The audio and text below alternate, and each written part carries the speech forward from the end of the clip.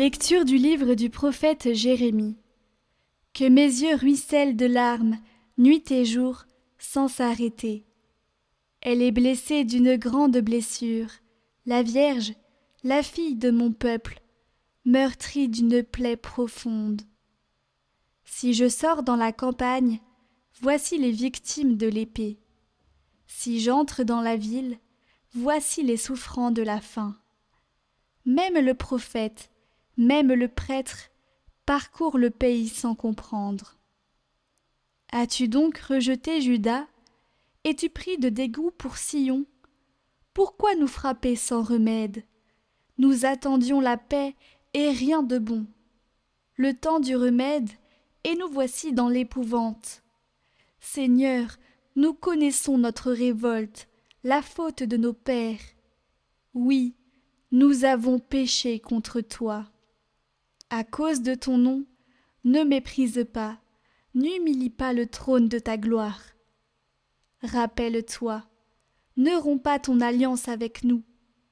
Parmi les idoles des nations, en est-il qui fasse pleuvoir? Est-ce le ciel qui nous donnera les pluies?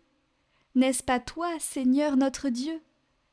Nous espérons en toi, car c'est toi qui as fait tout cela.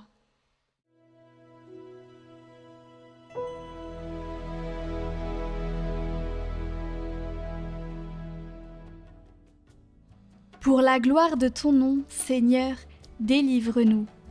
Combien de temps, Seigneur, durera ta colère? Ne retiens pas contre nous les péchés de nos ancêtres. Que nous vienne bientôt ta tendresse, car nous sommes à bout de force. Aide-nous, Dieu notre Sauveur, pour la gloire de ton nom. Délivre-nous, efface nos fautes, pour la cause de ton nom. Que monte en ta présence la plainte du captif. Ton bras est fort, épargne ceux qui doivent mourir. Et nous, ton peuple, le troupeau que tu conduis, sans fin nous pourrons te rendre grâce.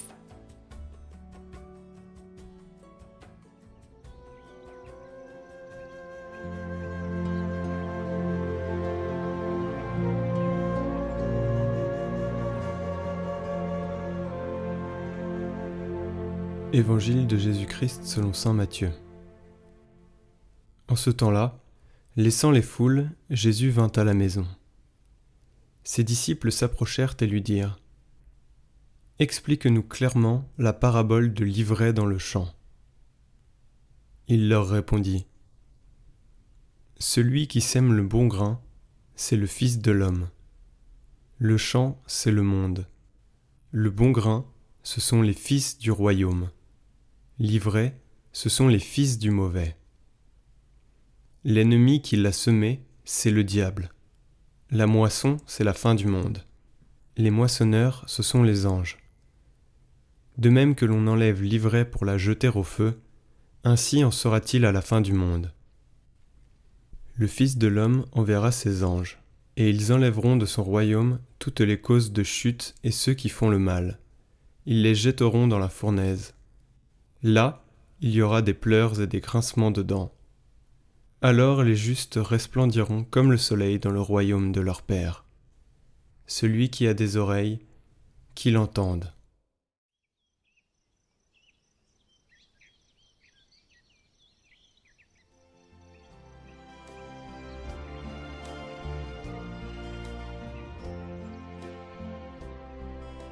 Commentaire de saint Hilaire.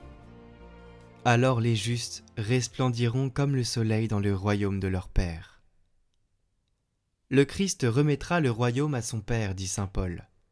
Non pas en ce sens qu'il renoncerait à sa puissance en lui remettant son royaume, mais parce que c'est nous qui serons le royaume de Dieu, lorsque nous aurons été rendus conformes à la gloire de son corps, constitués royaume de Dieu par la glorification de son corps. C'est nous qu'il remettra au Père en tant que royaume, selon ce qu'il est dit dans les évangiles. Venez les bénis de mon Père, prenez possession du royaume qui vous a été préparé dès la création du monde. Les justes brilleront alors comme le soleil dans le royaume de leur Père. Car le Fils livrera à Dieu comme étant son royaume, ceux qu'il a conviés à son royaume, ceux à qui il a promis la béatitude propre à ce mystère par ces mots. Bienheureux les cœurs purs, car ils verront Dieu. Voici que ceux qu'il remet à son Père comme étant son royaume voient Dieu. Le Seigneur lui-même a déclaré à ses apôtres en quoi consiste ce royaume. Le royaume de Dieu est au-dedans de vous. Et si quelqu'un cherche à savoir qui est celui qui remet le royaume, qu'il écoute. Le Christ est ressuscité d'entre les morts, pour être parmi les morts le premier ressuscité.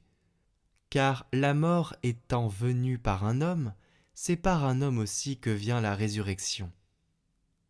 Tout cela concerne le mystère du corps, car le Christ est le premier ressuscité d'entre les morts.